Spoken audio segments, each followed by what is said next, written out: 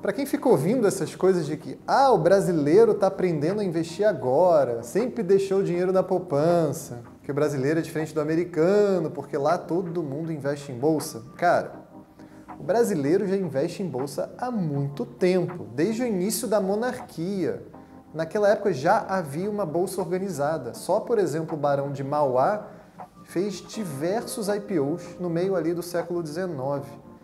Ele já falava do poder do espírito de associação, que hoje leva o nome de partnership.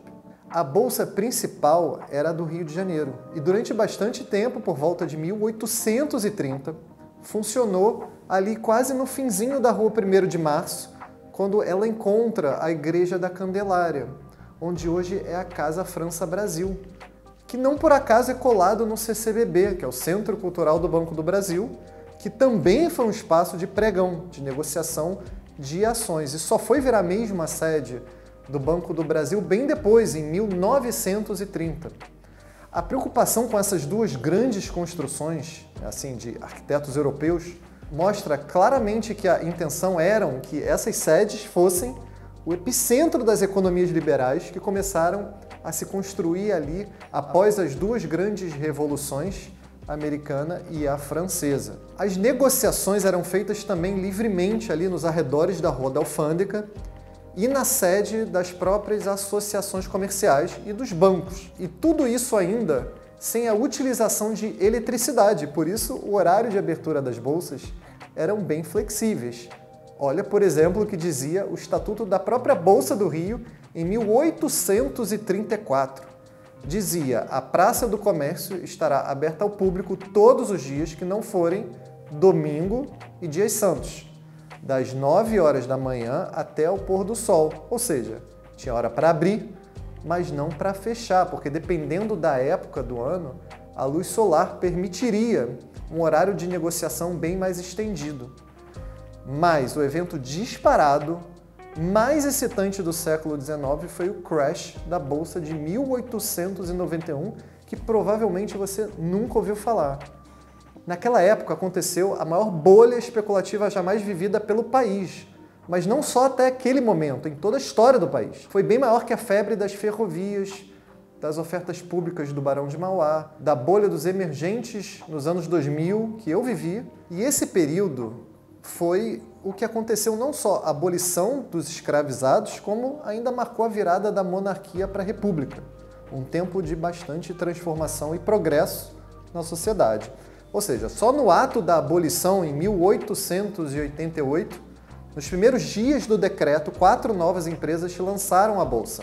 A ação mais negociada naquele ano foi a Estrada de Ferro Leopoldina, que o prédio da estação principal está de pé até hoje, abandonado, lá na Praça da Bandeira, aqui no Rio. O segundo gatilho foi a própria proclamação da República, uma mudança de regime de muita incerteza, porque foram quase 70 anos de monarquia. Mas o que deu lugar foi um clima de euforia de um país moderno e alinhado ao resto do mundo. E o combustível para essa euforia foi dado pelo novo posto Ipiranga da época, que era o Rui Barbosa, que disparou uma política econômica de expansão de crédito, como se fosse os Estados Unidos de moeda forte no auge da pandemia. O objetivo era claro, que era acelerar o desenvolvimento industrial tão atrasado do país. E a Bolsa seria o principal catalisador desse financiamento. Assim, a Bolsa virou a maior moda do país. E como é característica de qualquer bolha, ela provoca euforia em todas as camadas sociais. Olha, por exemplo, o que escreve o jornalista Veridiano de Carvalho em 1890. Ele escreve, abre aspas, todos jogaram, o negociante, o médico, o jurisconsulto, o funcionário, o corretor, o zangão, e os com pouco pecúlio e os com muito pecúlio, que era, no caso, o dinheiro. Tem também outro trecho agora do Visconde de Toné, que descreve a especulação desenfreada na esquina ali da Rua da Alfândega com a Candelária, que eu citei. Ele escreve, abre aspas, terrível o aperto, completos o acotovelamento e a igualdade.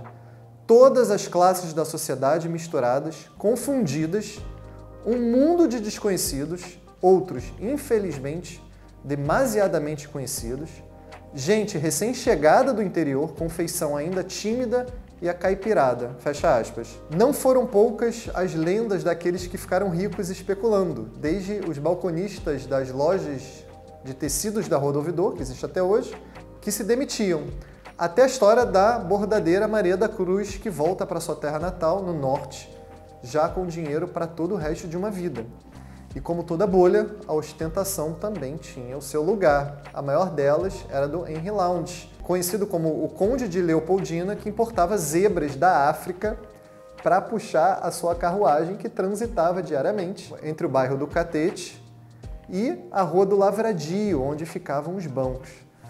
Todo esse delírio coletivo ficou conhecido como encilhamento. O próprio nome encilhamento é uma analogia à corrida de cavalos tão popular nessa época.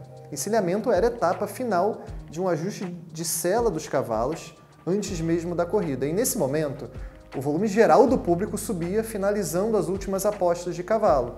E foi a descrição perfeita do clima geral do pregão. Outra característica de bolhas é o número de IPOs, ofertas públicas de novas ações em bolsa. E só para você ter uma ideia, esse foi o período da história do Brasil que ocorreu o maior número de ofertas de toda a história da bolsa. Entre 1889 e 1890, foram, em média, 17 IPOs por mês, quase 9 vezes mais do que o número de ofertas em 2006 e 2007 que eu vivi no Brasil. Olha esse dado de julho de 1889. A Bolsa do Rio negociava com 98 companhias e 2 anos depois, em 1891, a Bolsa ostentava 456 novas empresas. Para você ter uma ideia, hoje, a B3, hoje em dia, tem menos de 400 empresas listadas. No início era tudo assim, ferrovias, fazendas, empresas de transporte, mas no auge da crise tinha até padaria, armazém de costura, até funerária negociando em bolsa. E eu te desafio a encontrar uma funerária em alguma bolsa qualquer do mundo. Se você conseguir, escreve para a gente nos comentários. Essa euforia deu lugar a mecanismos de financiamento muito mais criativos do que os famosos CDOs, que foram os culpados pela crise de 2008 nos Estados Unidos.